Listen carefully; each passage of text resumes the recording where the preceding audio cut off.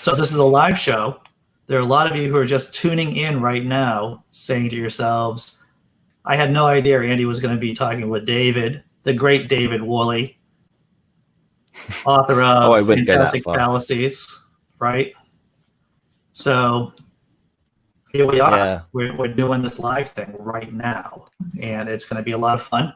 And we're going to be doing a Best Advice Ever episode with David. And we're going to be talking about advice. We're going to be sharing a few funny stories, possibly, or at least stories chock full of insight. That's probably what's going to happen. And if nothing else, I hope so. Yeah. Yeah, you can only hope. So, David, for the people who are watching this who don't know about you and your YouTube channel, how would you describe yourself and your channel? So, I do a podcast where I interview atheists and secular individuals. It's not exclusively for that, but it is typically atheists and secular types that end up having with typically very left-wing views, and so I try to take them out of their comfort zone and end up having these very normal conversations with them. So, for instance, I was talking about the football with Lloyd Evans, or I was talking about Star Trek and sort of playing out some futurist kind of ideas with Paul Agia. That was quite fun.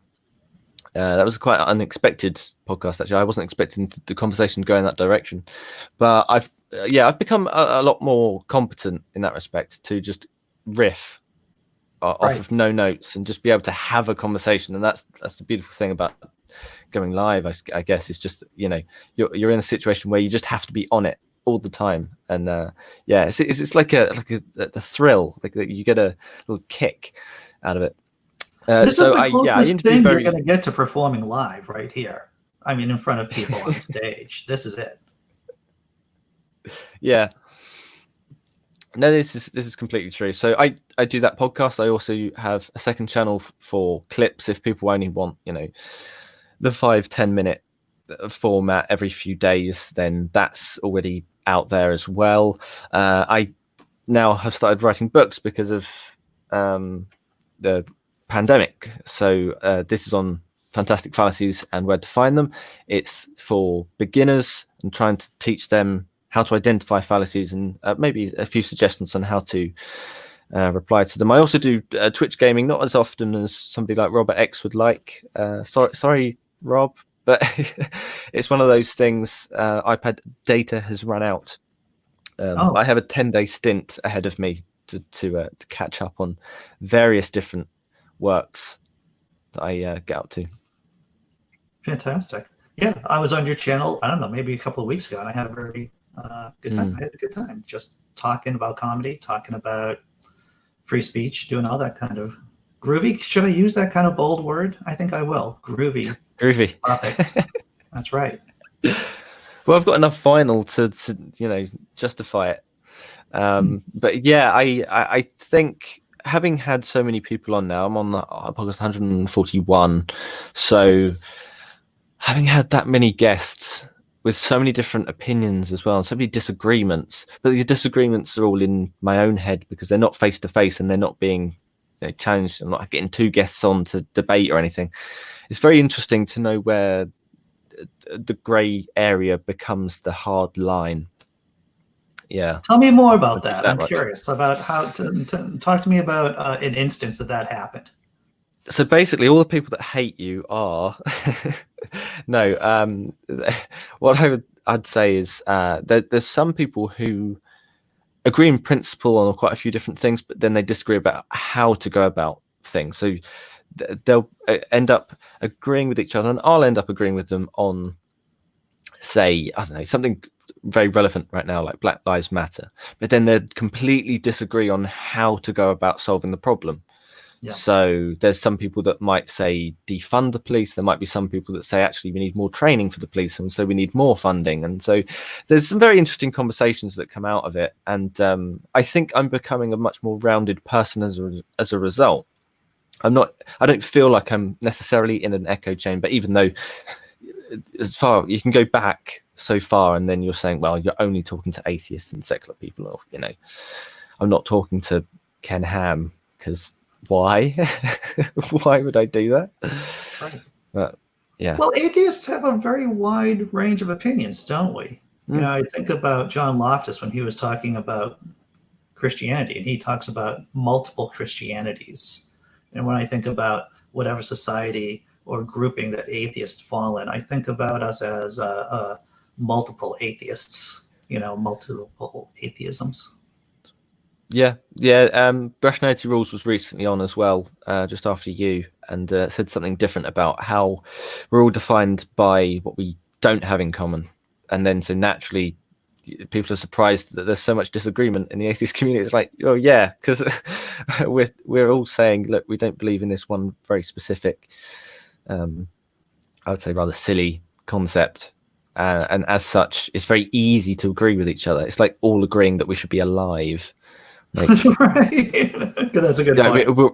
It's getting people together that all like pasta together and being like, what? So some people like meat and some people like fruit and some people like, well, yeah, like of course, it's going to be different disagreements, but true enough, it's healthy disagreements. And the only point I'd add to that is that throughout the process, it's become easier for me to talk to people who I disagree with, and being able to be in the situation where I can end up platforming somebody who I, don't necessarily have very much in common with, but we can at least still, as you say, have a good time. And I get so much feedback from people that have been on the podcast, even right now or yesterday, that people have said, yeah, I've had a great fun on your podcast. Like, that's ultimately the bottom line, leading to a further conversation.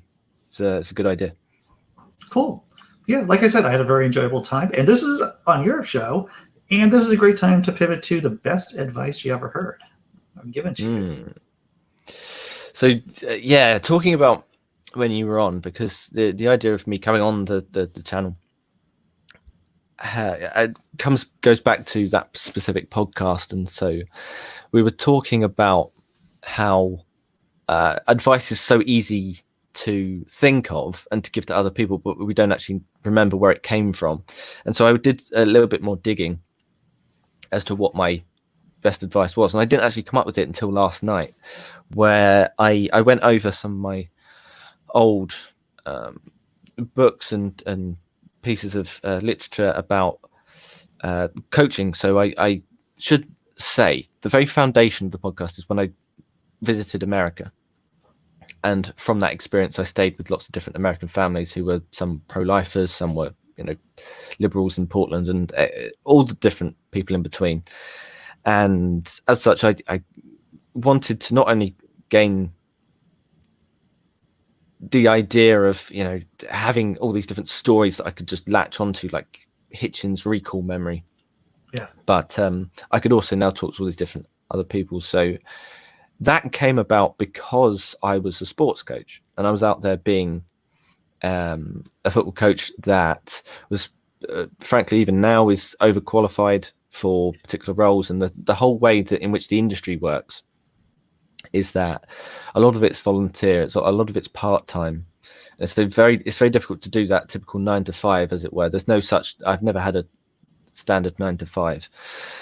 So when I was going through some of the training for football, as it were, soccer, right, I came across all these different other courses that people typically didn't go into, or didn't have the time to do, or didn't have the money to do.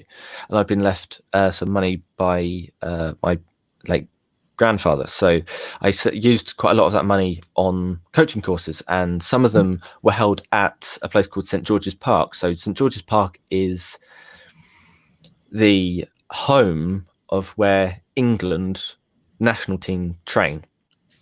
Okay, so we now have a hub, and have had for about a decade, whereby every England team, every single age group, and every single coach, basically who's licensed, gets to be trained there. And there's medics that are trained there. They do things like futsal, which is an indoor football.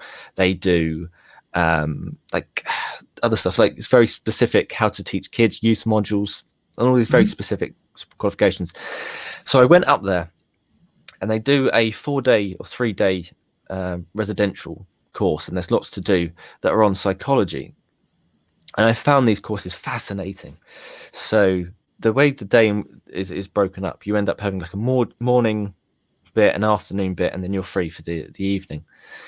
And you're talking to all these different people from all these different academies, like these people that are really well connected and have been working with some players that have ended up playing for the England team. So we end up having this speech from a man, rather, not a Dan called Man, a man called Dan Machucci, who, for anybody who won't know, and I guess a lot of people won't, is a guy that ended up coaching at a club called MK Dons.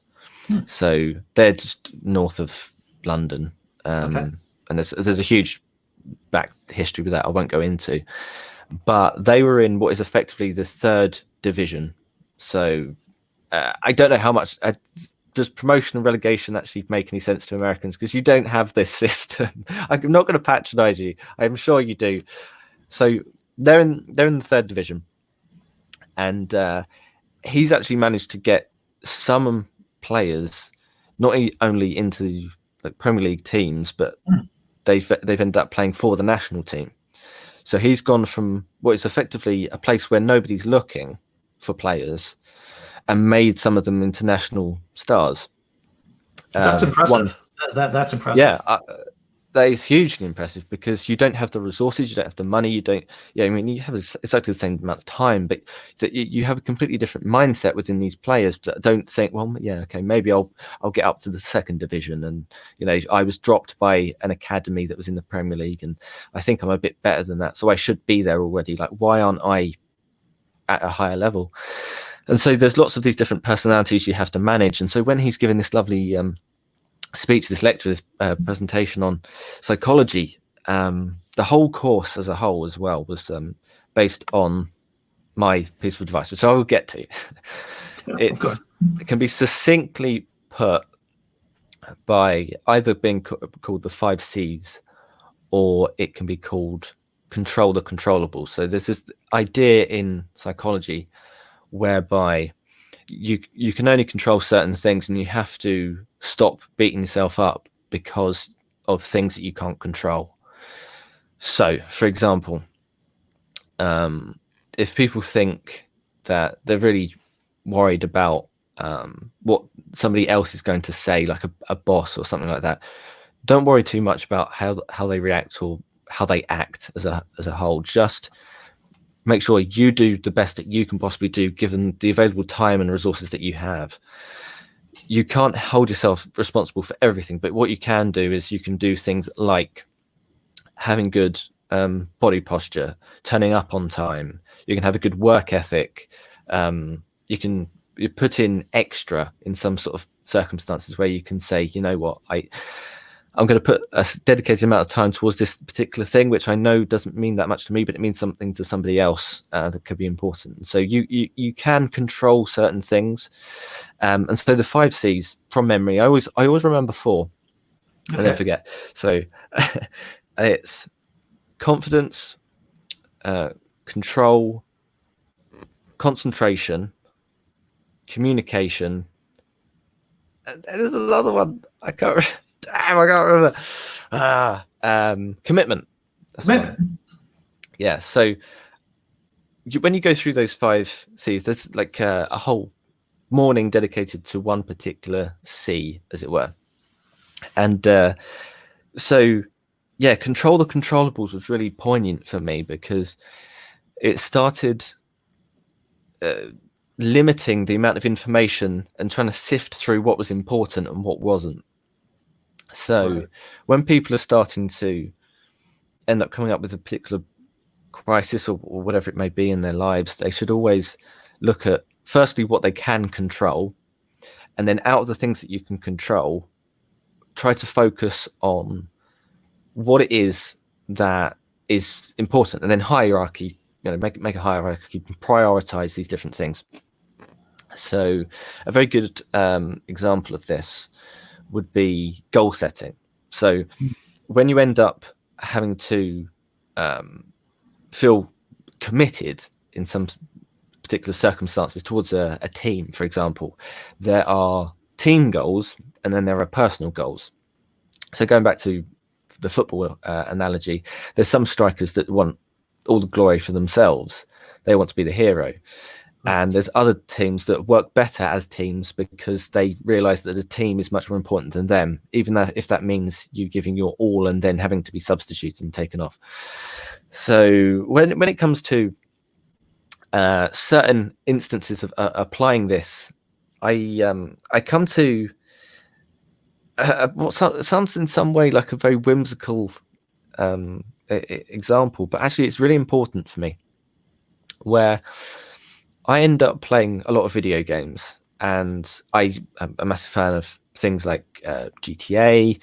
I used to play FIFA quite a lot, not anymore. Right. The football game, and what else was really important? Like Gears of War type games, sure, where there's achievements available in the game, all these different goals that are given, but they're really difficult to acquire, and so the whole incentivization is there is, if you put the work in, you can stand out amongst everybody else.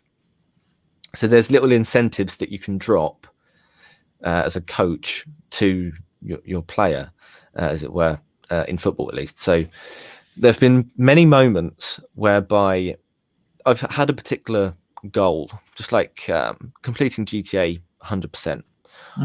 That's like 100 gamer score or something like that. Or it might be, even very recently, trying to complete my audiobook for Fantastic Fallacies.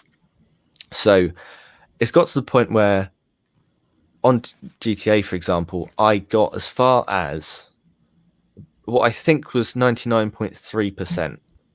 And all I had to do, the only thing I had to do, was one mission where I had to turn up to the dam. Matey turns up. He jumps. You probably remember the mission. He jumps off, fails to pull his parachute in time, dies, but then you jump off, pull it immediately, you land perfectly, game over, 100 game score. That's all you need to do. You just jump off the dam, pull a parachute. There's a common glitch in the game where the mission doesn't load. So the only way to get it was to restart from the very beginning again. And so this keeps happening in my life. Okay, I can't express how many times this has happened, especially with video games.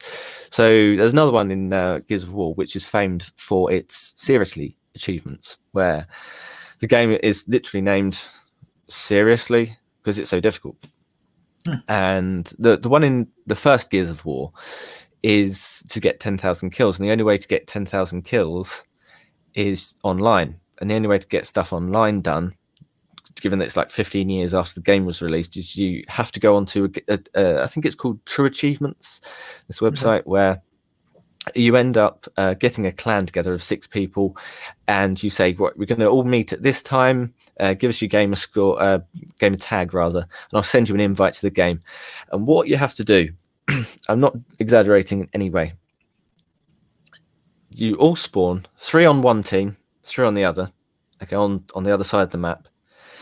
There's points in the middle of the map where there's explosives, there's grenades or whatever weapons. All you do is you start, where's the screen? There it is. You run down to the middle, you meet with that person, pick up the grenade, tag them, stand together, you both die, you both get a kill, and that's 1 kill every 30 seconds for 120 hours. Okay? Some people have got to 17,000 kills and it hasn't clicked for some reason. The achievement doesn't actually pop. I don't know whether I'm proud or ashamed to say I've got the achievement. Oh, congratulations. So, yeah. So all it takes is, it's actually very easy because it's just a simple repetition of the same problem. And this can then be applied to a very real problem where video games are sort of just mainly for fun and for achievements and that sort of thing, and for a lot of social cohesion, especially within male circles, and there's a lot of psychology that goes into that. But the other day when I was slightly disincentivized to redo the audiobook, I was speaking off camera to Rationality Rules, and he was saying, "Look, you've got this cow, milk it." in other words. And I was contemplating. Look, my first recording was rejected for background noise. It's it's perfectly fine. I put so much effort, put so many hours. I spent a whole weekend. I spent Saturday recording, and then 10 hours on the Sunday. Just all I was doing was very similar to the video game. Grab that piece of audio, silence, and all it is like the little mouse sounds, all the horrible little sounds that nobody wants to hear in an audiobook. And it got rejected for having put so much effort in, and so I have to start from the very beginning again. So I spent a 14-hour stint recording and editing, and that's now sent off, and maybe that will get rejected as well, and I'm not really sure how to improve it. So I've listened to it back, and it's significantly better quality, but there's a certain amount of perseverance that goes into it. So that's just one point on goal setting, and having these small little increments along the way where you can break up the bigger thing. Actually, I think you said this on the podcast. You can tell I do a podcast because I don't shut up. But when you were on the podcast, I think you said the best advice you got was from your teacher that said the best way to eat an elephant is by eating it one mouthful at a time. Is that right? This is true. I'm glad that that was right, because otherwise it would have sounded like a nutter. You're right on. So breaking down these goals that you have into, look, this is my bigger goal, my long-term goal, and this is what I can do within a year, and this is what I can realistically do that is controllable and within my control on a weekly basis. And so I can avoid, when I go live, speaking for too much, interrupting my guest. It could be making jangly sounds. Okay, the ice has melted, so it's not going to jangle, but my glass might jangle. As such, with going live, things do go wrong, and being able to play off things that go wrong live as well, you become better at it by doing it. And so just simply setting yourself a goal, put out content weekly, especially for new creators in the community. Just put out content. It doesn't matter if it's bad. I've changed all my old thumbnails back to what they were because they're terrible. But I'm very happy to now make the comparison and go, look how far I've come. Right. So, this idea about control, it really does make your life easier for a variety of different ways. It just doesn't help you navigate a to-do list, but there's been enough psychological studies to show that it is insulation against depression about being depressed. A lot of people who are clinically depressed have very early feelings of not being in control of their own lives. And nurturing this sense of, I can't control the world. What I can control are these things in particular, like acting confident.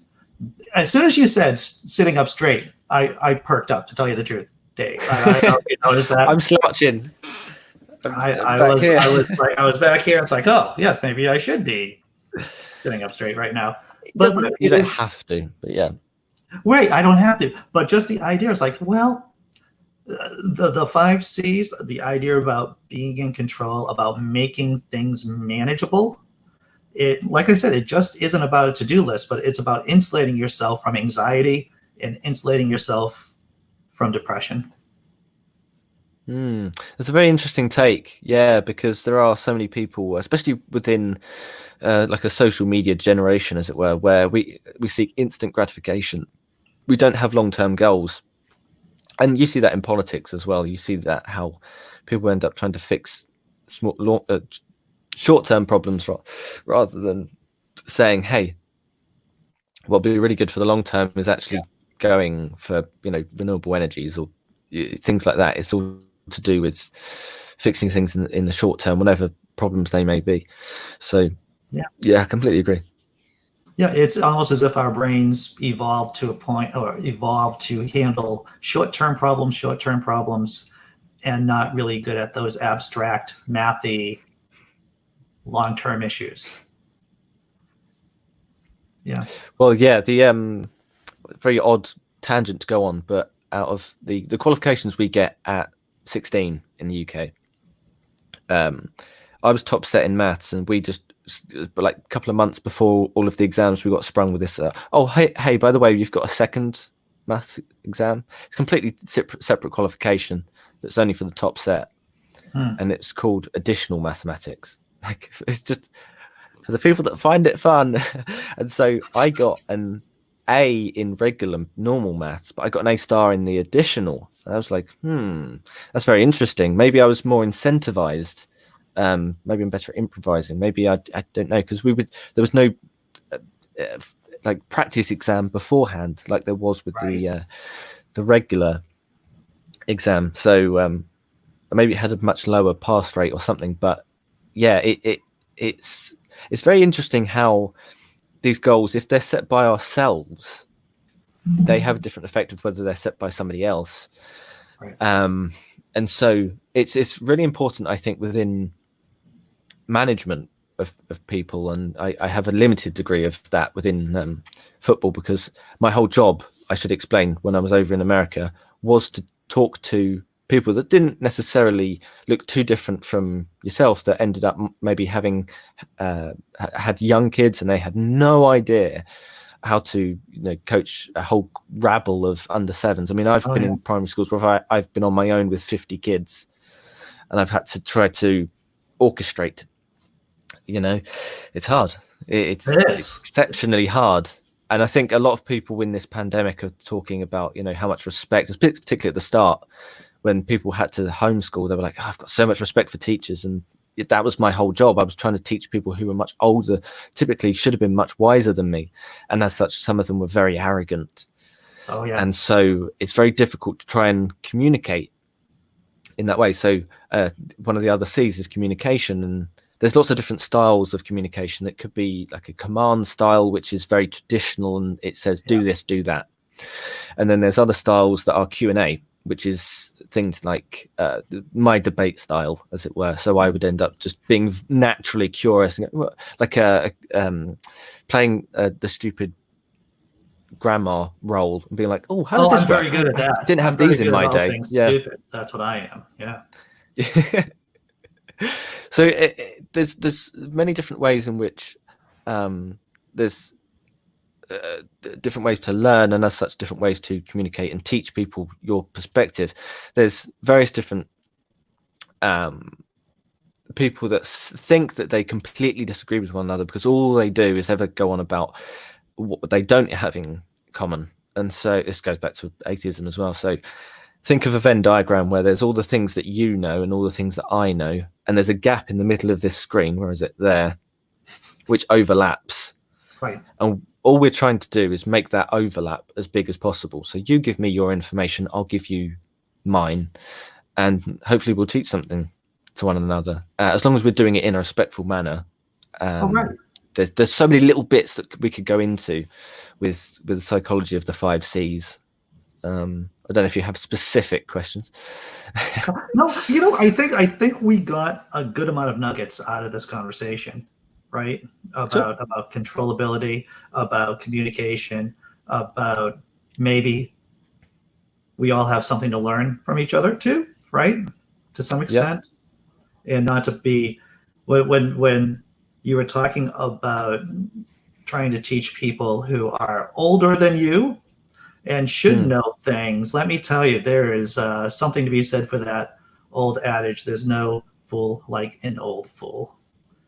We have years of experience being fools, my friend, and some of us have got professional grades on that. So, clap to you again, once again, in a very positive way in doing that kind of thankless task. At least you had the accent going. Hard. What's that? Oh, no, well, on the accent, I mean, you forget. I started counting. I got called Australian 5 times. That was fun. There was one girl, I won't say what region of the US, but it's not the region you would have expected, that said the exact phrase. Maybe I'll end up paraphrasing. I know you speak English in America, but what do you speak when you go back home? Oh my. Yeah. So I mean, there are certain things. Again, that's a good point. Not to rivet on, but there are certain advantages that everybody has. Yeah. and I don't blame people for playing certain cards, as it were. You know, if that's an advantage that can be leveraged, leverage it. That's it within your control. Just don't milk it too much. I mean, I wouldn't say that I'm right because of accent. That would be disgraceful. But I can certainly use charm or something like that to my advantage, or that sort of thing. Yeah. So people just have to question themselves and say, you know what, I do have this going for me and that going for me, and you know, have a little bit of confidence in themselves. Well, and that's the thing too about confidence. I've told many, there's this adage once again, if you don't have it, then fake it, and at some point it'll stick, right? So if you don't feel confident, then you can fake that confidence. There are ways of faking that, and at some point you will become confident one way or the other. Yeah. On that point, there is a very important point to be made about being genuine and being authentic, especially in the long term. So even if you make mistakes, and this is another thing to do with confidence, and especially communication when it comes to other people. I know from personal experience, I've been discouraged from doing certain things, even though I knew that I was good at them, because people were harping on at me. And so because I was feared making a mistake, I said, subconsciously we end up as people going, well, I'm not even going to try. I'm going to avoid that criticism by not even attempting to take any risks whatsoever. And in that, you never make enough risks to learn from your mistakes, which is a massive mistake. So I say just throw anything out there. Even doesn't matter how wrong it is, doesn't matter how offended people might be. I think people need to just throw their thoughts out there, even if they're half-baked, even if they're not baked at all. And eventually through the process, even if you're berated for it, you learn something. You come out the other side better. And it's so much more beneficial to be, as far as I'm concerned, it's better to be hated and improve than it is to just sit there and think everyone likes you. Yeah, because you're not living and I don't want to throw this buzzword, your best life, your true life, or being true to yourself. You don't want to be that, because I think once again it does open you up to being afraid, depressed, anxious if you can't be true in the world. Yeah, you did, on a slight side note, just succumb to apophasis. Oh, please tell me about that. Yeah, well, you can find out more in the book. Apophasis, apophasis is the idea that I say something that I shouldn't say this, but I probably it shouldn't be said, but, and then I just say it anyway. Right. So I mean, it's a way of expressing our opinion without seeming like we're coming across as a douche, which is understandable. Oh yeah. Us comedians do that all the time. It's cheap tricks. We do a whole variety of different sleight of hands, rhetorically speaking, of course. Just one of the tricks there, man. So David, I think this has been a great conversation. I think we covered a lot of ground in like a half an hour. So where can people find you online, sir? The YouTube channel David Worley. There's also my second channel, David Worley Clips, and I'll be on Twitch as WorleyDR, WORLEYDR. Same on most social media: Twitter, Facebook, Instagram, and I mean, the only other thing is that you can now find me on Amazon. So if you want to find out more about apophasis and various different other logical fallacies, and you're a complete beginner, then the yellow book with the white writing. I read the book. I highly easy recommend. To hear, read, as it were. Here, right. And you could just go to any particular page, and it will just come up with a fallacy. You don't have to go from start to finish. It's very easy. Apparently, it's 13 years old and up. So, cool. Anybody can read it. Awesome. Well, thanks again for coming on Best Advice Ever, man. Thanks for having me on. Yeah, it's been fun. Cool.